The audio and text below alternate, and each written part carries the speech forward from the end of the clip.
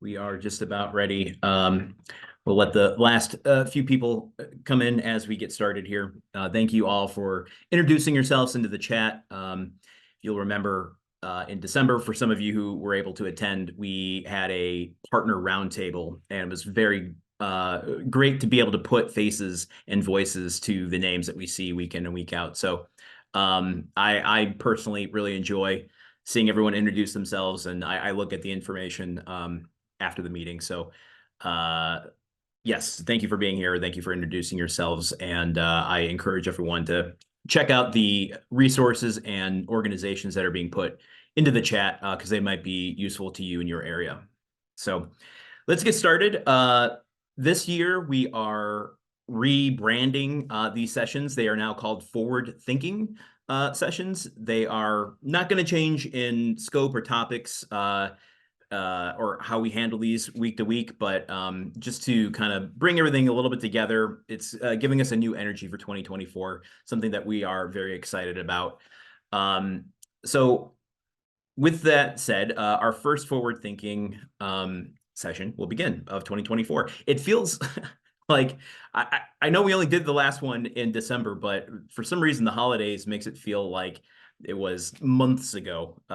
Maybe it's because that was a roundtable and not a topic, but whatever the case, I'm seeing some new faces, so I just want to take a moment to introduce Forward Service Corporation and let you know what we do in addition to providing these topics every month. We help people find and sustain high-wage employment through supportive services. We just want to make sure that everyone knows that we respect everyone that comes to us. We try to meet them where they are in whatever situation they might be in and help them bridge the gap between where they are and where they want to be. So if they can dream it, we can help them get there. There's also a little QR code at the bottom of all these slides that'll take you directly to our website if you want to get information on any of our services or programs throughout the course of the presentation. So feel free to use that with your phone. As some of you know, if you've been to a session before, I am Landon Solano. I'm a communication specialist at Forward Service Corporation. I host these. I put out the newsletter with the help of our communication team here at Forward Service Corporation. Something I enjoy doing and love meeting all of you. So if you have any questions about these sessions, the recordings, the follow-up materials, the newsletters, anything at all, you can reach me at my email address here. And do not be shy. Please reach out. So we're looking forward to 2024. We've got a few topics already set. Next month, I'm only going to highlight at the moment as these topics are subject to change based on speaker availability. But we have a session for you next month, prepping for tax season, something that I wish I knew about many years ago. Just one of those things that becomes white noise. We're going to be talking about the earned income tax credit. That'll be in February. Hopefully that'll give you enough time to prep for the April tax deadlines. So you can work with the people that you serve and get them the resources that they need if they are eligible for that earned income tax credit. So I'm excited for that one. Please tune in next month, February 15th. That's a Thursday. We have switched the days and the times of these. I'm sure you've noticed. So every third Thursday at 11 a.m. to 12 p.m., we'll be hosting these. February 15th is our next one. Just a reminder, this session is being recorded. It will be provided to all of you. And if you in the future can't make one of these, you can still RSVP to the invites that we send out, and it will get you signed up to receive the recording. So if you ever are interested in a topic, but you can't fit it into your schedule, that's fine. You can still get the recording. You'll also receive a PDF of today's slide deck, both of this and our speaker, and a list of FSC offices so that you can find local offices around your area. Okay, today's topic is understanding ABAWD work requirements. I don't want to step on our speaker's presentation, thorough presentation today, but just want to kind of give a brief context of what ABAWD is. She's going to go into definitions, but ABAWD stands for Able-Bodied Adult Without Dependents. It is a specific work requirement of the FSET program. Those who have FoodShare have potentially gotten people enrolled in the FSET program. There are specific work requirements for ABAWDs, and that's what today's presentation is going to be about.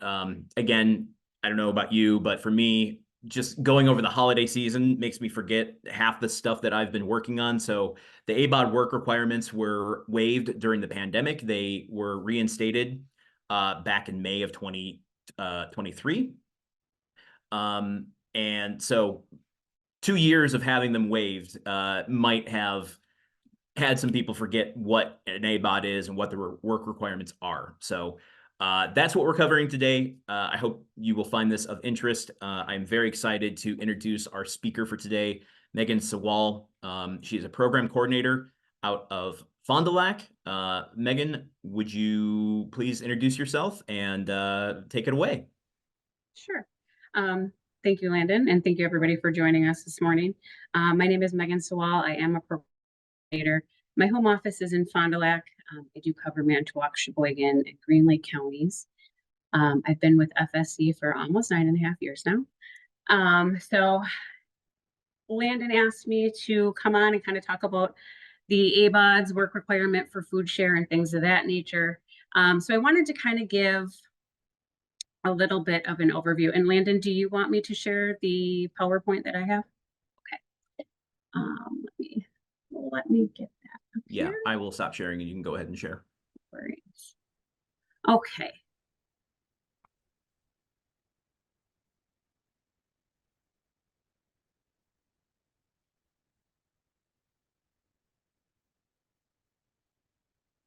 Is everybody able to see my screen? Yep, looks good. My notes. We can see your notes too, though. I know, I'm trying to move them and they're stuck. Okay. So that's fun. I'm going to stop sharing my screen at this point so I can move that. Sorry about this, you guys. That's all right. Would you like me to share? I could do that. Nope, I got it now. You got it? Okay. Yeah. Wouldn't be a new year without new technological problems. No kidding, huh? Someday.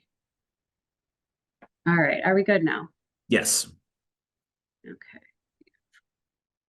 Okay, so what we'll kind of do is I wanted to kind of cover a little bit of what FSET is, what is the work requirement, how do people meet it, how do they get to us, and all of that.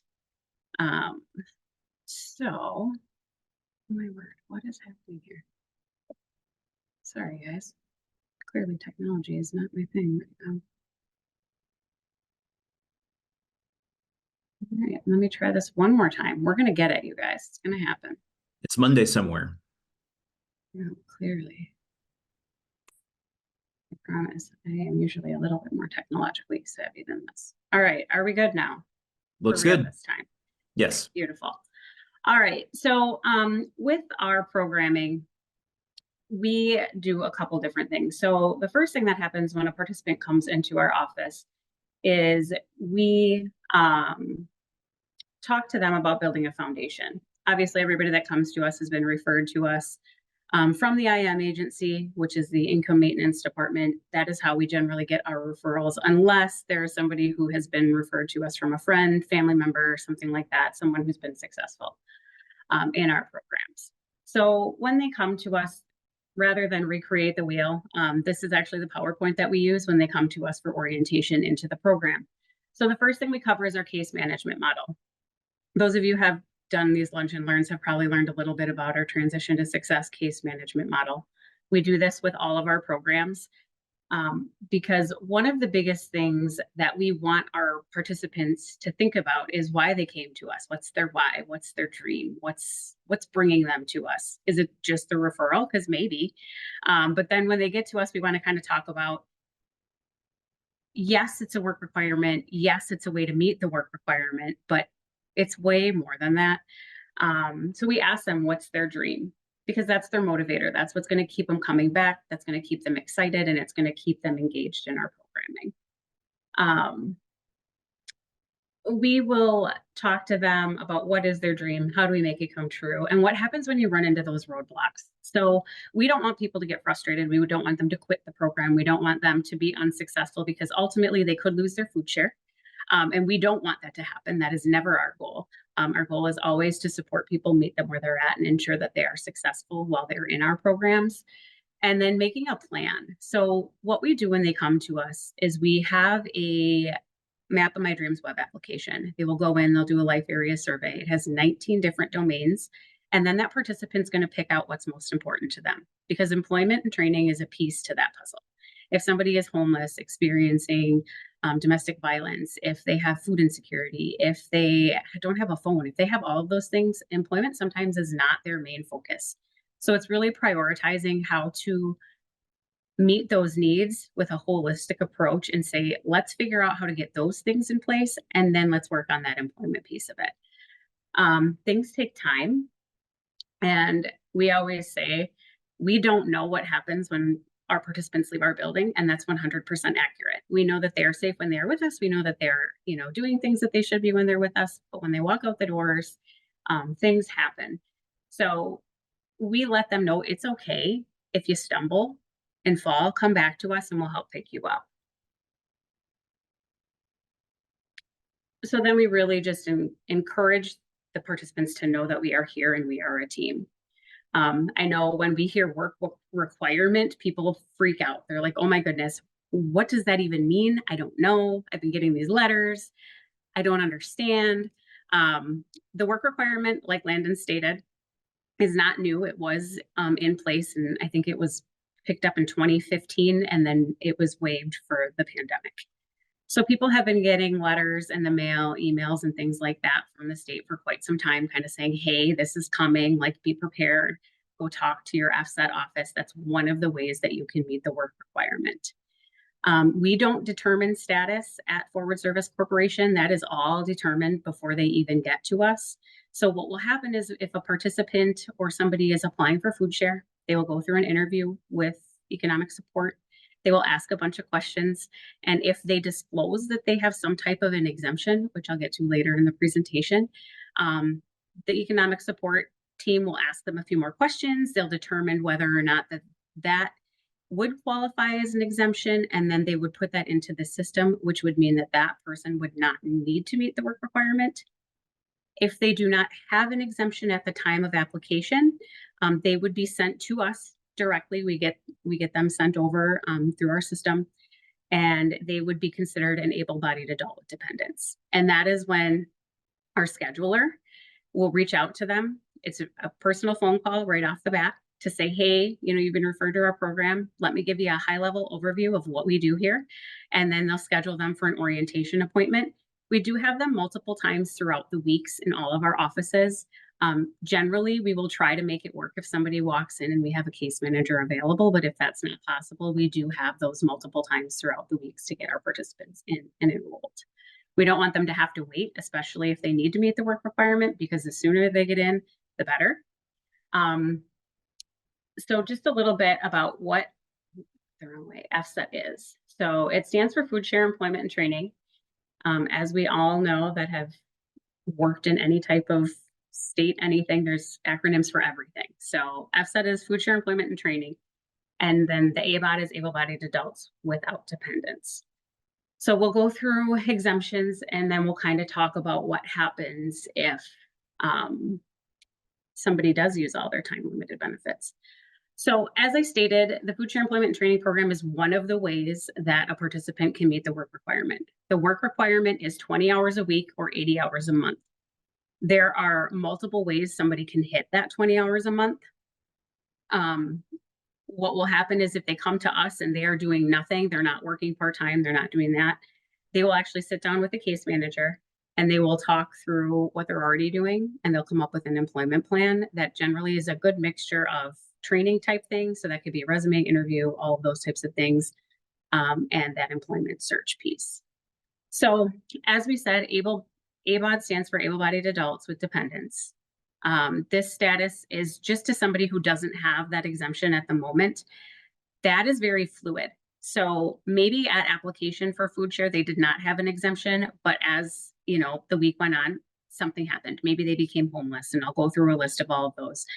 We can send that into the county and they can update that information. Megan, can I Yeah, interrupt real quick? I'm not absolutely. sure if I misspoke. Is it with dependents or without dependents? Without, sorry, Without. I may Oh, have misspoke. okay.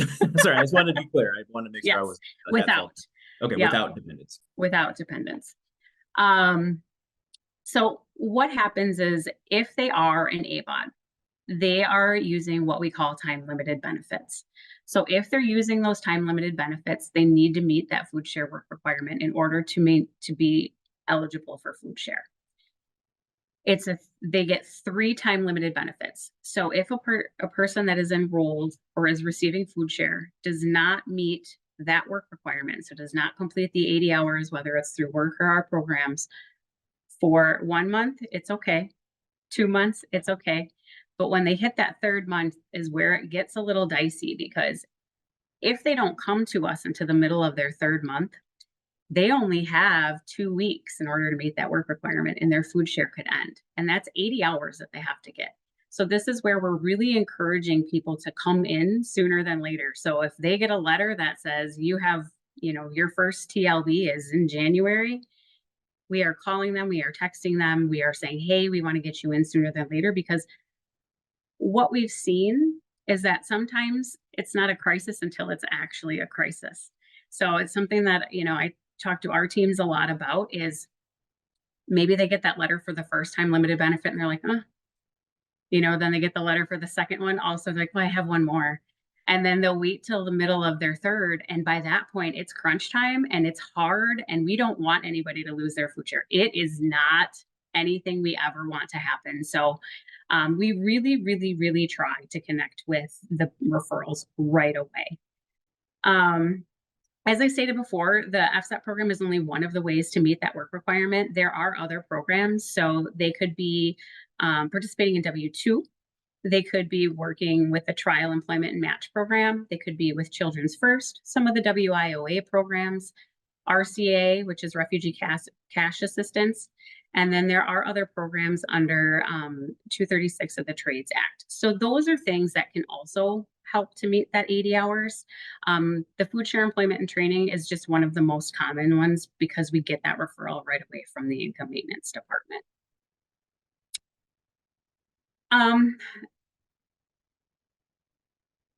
As I said, the biggest thing for us is getting people in sooner than later. We do not want people to be hitting their 80 hours or their 3rd TLB.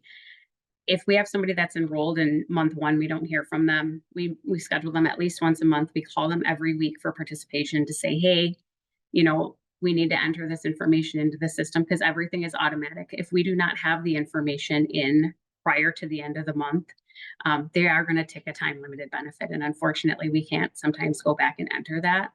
So we really need things to be done timely.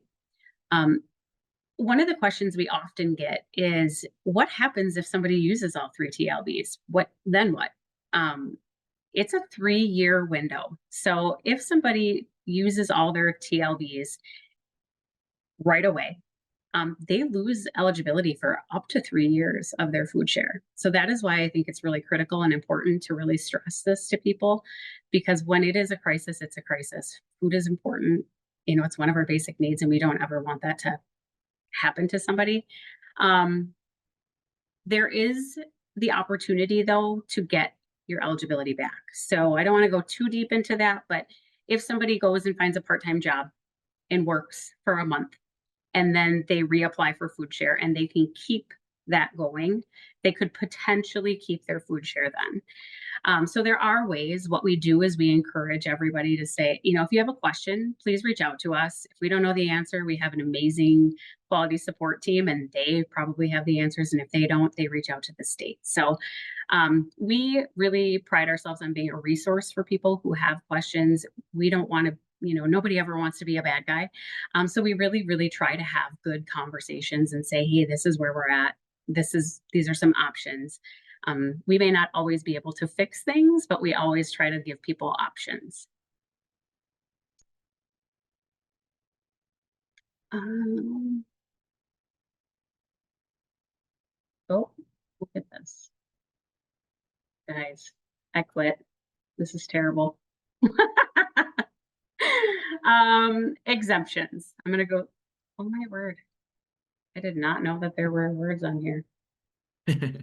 Um, just while we're getting that situated, Yeah. beyond the 80 hours a month or 20 hours a week, are there any additional requirements that people need to meet? I mean, I know there's ways to meet those numbers, but those are just the basic requirements of the ABAWD. Yep, it has to be a qualifying work program, and they have to Mhm. complete that 80 hours by the end of the month Got it. if they're Okay, in their time cool. limited benefit. All right, well, now that there's not Jennifer's voice going, sorry, Jennifer, I know you're on the call. I will continue. So with exemptions, so as I said before, somebody may not have an exemption when they apply for FoodShare. However, if something comes up, we always tell them, please inform us right away, because then we can email the county, we can have them connect with the county and say, hey, this happened, and then they can add that exemption. So what will happen then is it will override that time limited benefit. The exemption only lasts as long as whatever they're experiencing is going on. And we do always tell them that they have 10 days to report any changes. So just ensuring that communication is key. So some of the exemptions that somebody could be experiencing are if they're under the age of 18 or they're over the age of 52, if they reside in a FoodShare household with a child under the age of 18, if they are pregnant, if they're determined unfit for employment, which includes someone who's disabled from the government or a private source, unable to work due to physical or mental challenges, verified as unable to work by a statement from a healthcare provider, members who are homeless. So if somebody is experiencing homelessness, that is an exemption. Members who are veterans, members who are former foster care youth. And then exempt from the FoodShare rules include someone who is receiving unemployment compensation. So they're doing a lot of that work requirement on their own. If they're participating in an alcohol or drug abuse treatment or rehabilitation program. If they're a student of higher education and is eligible for FoodShare, a high school student 18 years or older attending high school at least half-time.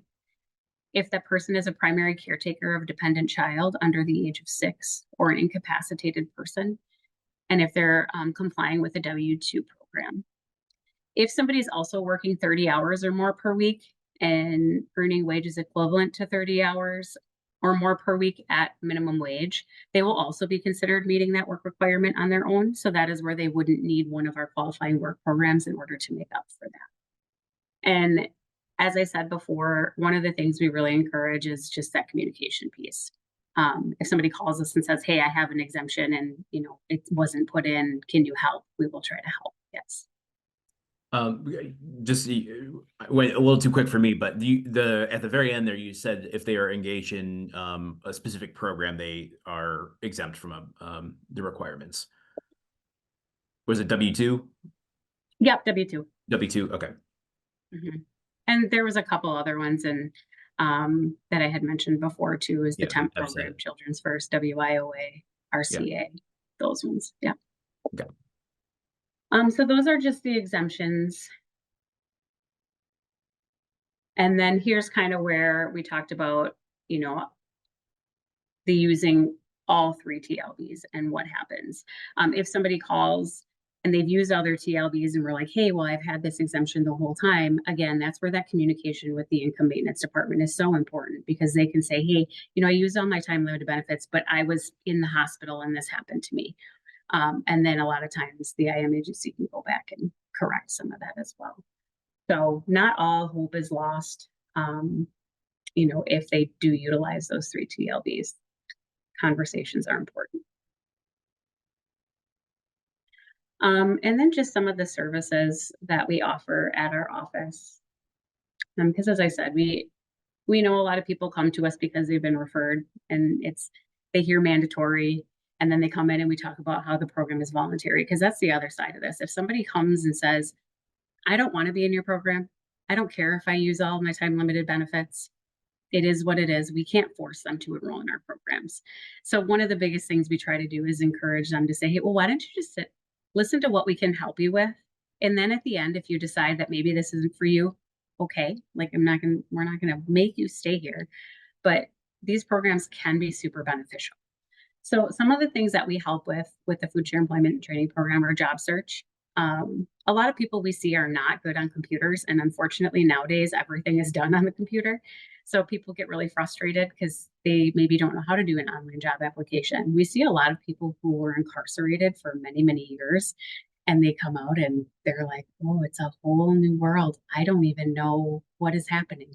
So that job search can be really intimidating for a lot of people. So we're able to kind of help them through that. We can help with short-term certificate trainings. We do a lot of CNA, CNC. We've done welding certificates, CDL. We actually helped somebody in our area with a pet grooming certificate because their goal was to become a pet groomer, and I thought that was great. It's not something you hear very often. Self-employment, we can help refer them out to some different partner agencies. We have volunteering. Volunteering is huge with our programs. We do see a lot of people who have lots of skills gaps, work history gaps. Maybe they don't have any references. So one thing we really try to do is get them back out in the community and say, hey, you know, you can use your volunteer hours to count towards your work requirement. And then you can also gain the skills, you can network, you can have conversations with people. Maybe they have a connection that's hiring, or I've actually had people get hired on at their work sites, which is pretty awesome. Because you get people that go in there and they're like, oh yeah, this is really great. And then they're doing an amazing job, and supervisors, oh, we could hire them on. So that is something that's really, really neat to see as well. And then just one thing that I like to point out too is our supportive services. So they have to be reasonable and necessary for the success of the participant in the program.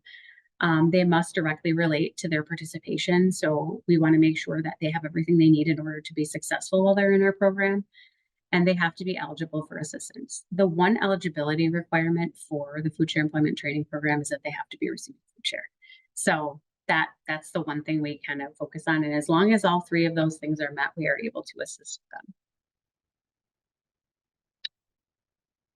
And then here's some things that we can help cover. So we can help pay for those training classes. We can pay for licensings and bonding for work.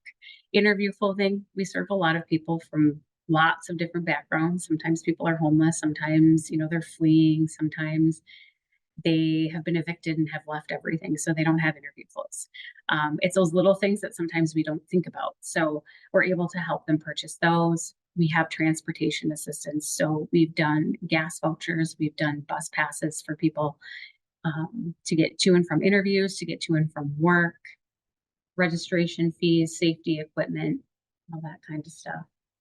What I like about that, if I could just interject real quick, Yeah. is and sorry, I see you're in the middle of explaining some more, but these supportive services I think are great, even though they don't necessarily help directly meet those work requirements. They help fill in those gaps between their situation and trying to fill the work requirements that might become an obstacle toward, you know, fulfilling the work requirement and losing their food share. So I think these are important to know that, you know, by enrolling in the programs, they're fulfilling the work requirements and getting these supportive services to help them, you know, find that success even further.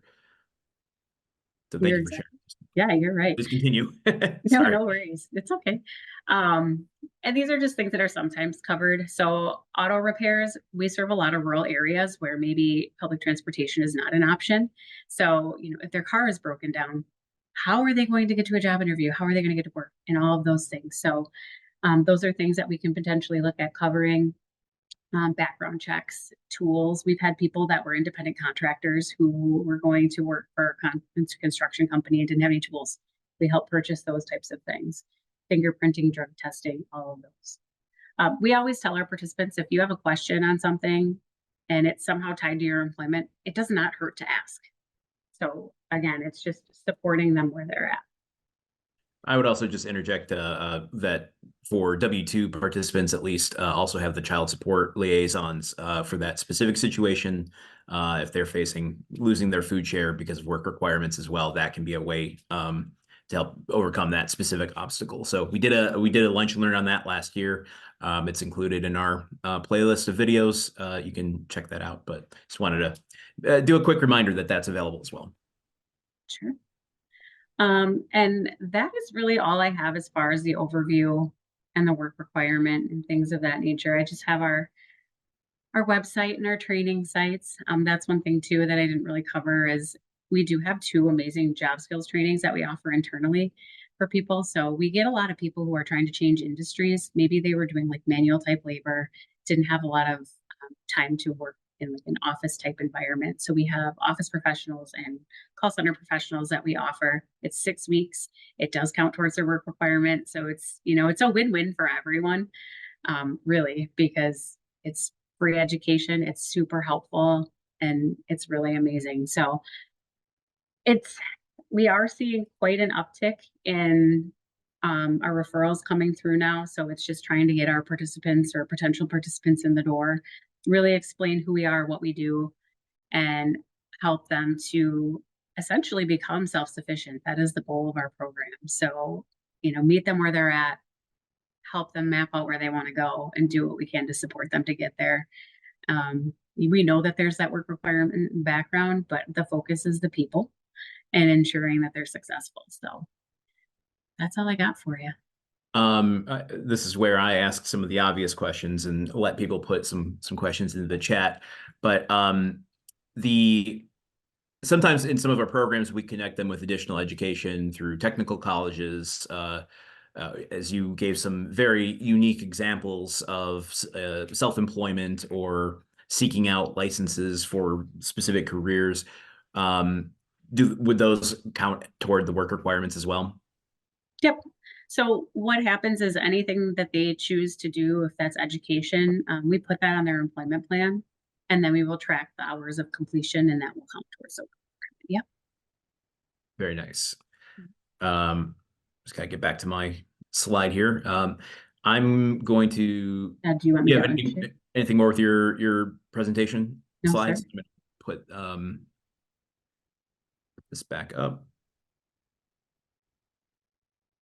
So if you have any questions, you can put them into the chat or feel free to hop on the camera and mic and ask. I've been taking some notes, some takeaways from today that we will share, but I would imagine, like Megan explained, there are going to be unique situations out there for people that are beyond what was listed for the exemptions. So if you have any thoughts on what a particular person you're serving might be facing, feel free to put them in the chat, ask some questions here.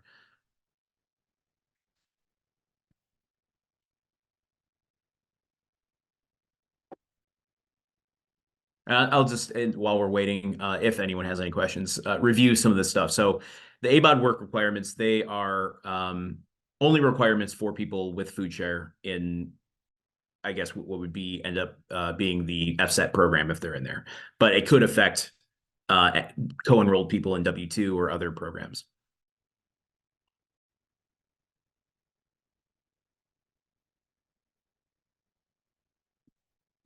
There was a very, very messy question I posed to you. Sorry, it's not specific to food FSET, I should say. It's more like the programs can help.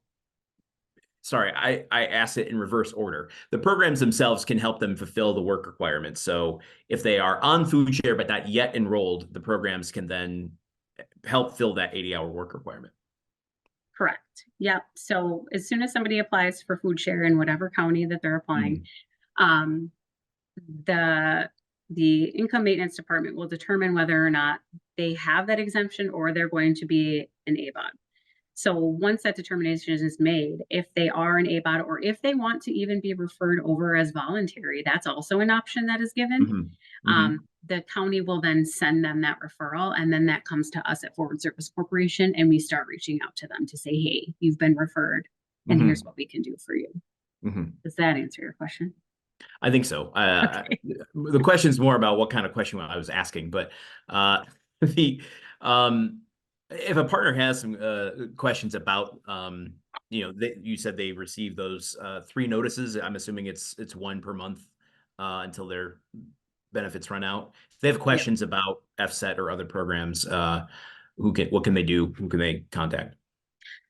What I would recommend is just looking at who your vendor is for FoodShare Employment and Training, because we don't have the entire state.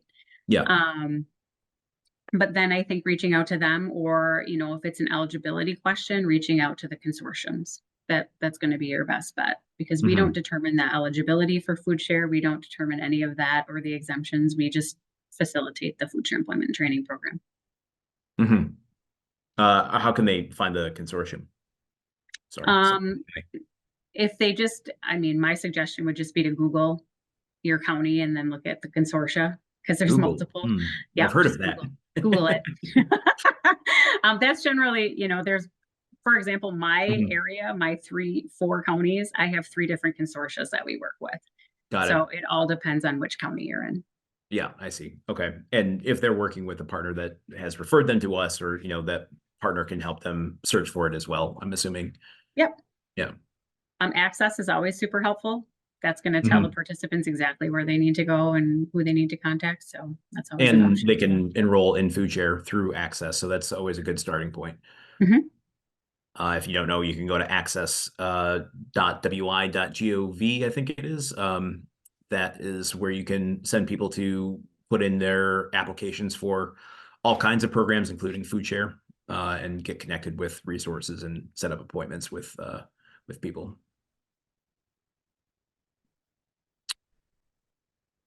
Well, this is, I don't know, you did such a thorough job. I'm struggling to find additional questions. I mean, you made it so clear. ABAWD work requirements, they're not going away, they're back, I guess. So it's something we have to keep in mind. I think to me, the most salient point that you made about getting people in sooner than later, make that referral right away, or connect them to some sort of ability to meet the work requirement, is, you know, that the risk is so much greater than the work that needs to be done right now, which is to lose that FoodShare for 3 years. That seems like a lot, a very risky situation that can then snowball into, you know, situations that are, you know, beyond anyone's control, insurmountable. So we want to take care of that right away.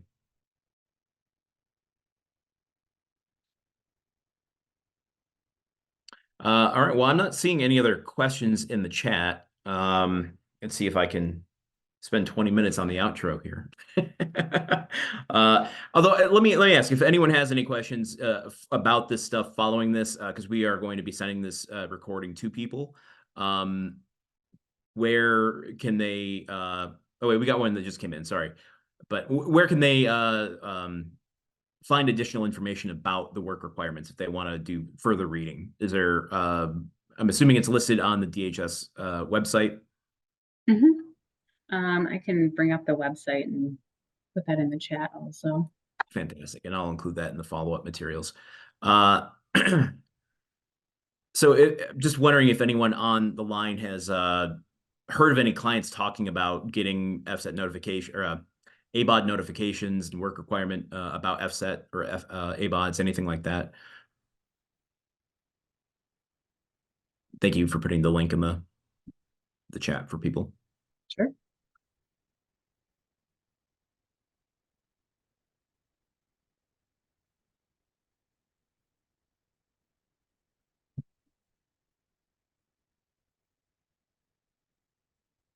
Well, I think we got a pretty good next step. If they do receive a notification about ABAWDs, you know, send them to us, find, you know, a work program to get them in that can meet those things. I'll include all of the exemptions as well as the work requirements in the follow-up materials, so you can have that as reference, and you can always reach out to us with any further questions. So I'm just going to move ahead and thank you all for joining us today. I guess a shorter one, but you know what? We'll ease into the new year. I'm okay with that. So thank you for joining us. You can always find us on social media. Just a reminder, we'll be sending up follow-up materials about this stuff. I want to thank Megan for being here today. You will get the PowerPoint presentation that she went through that has all the information in it. You'll receive this so that you have all the links that you need. Please follow us on social media. Just search for Forward Service Corporation. Please note that we have abandoned using Twitter/X, so you can find us on these social media platforms. And if you are so inclined, there's a 2-minute survey you can take by scanning this or following the link on the page. That helps us improve these, find topics for the future, and let us know how we're doing so that we can, give you better content moving forward. I want to thank you all for joining us today. I hope this was helpful information to have. And I want to thank Megan again for your great presentation.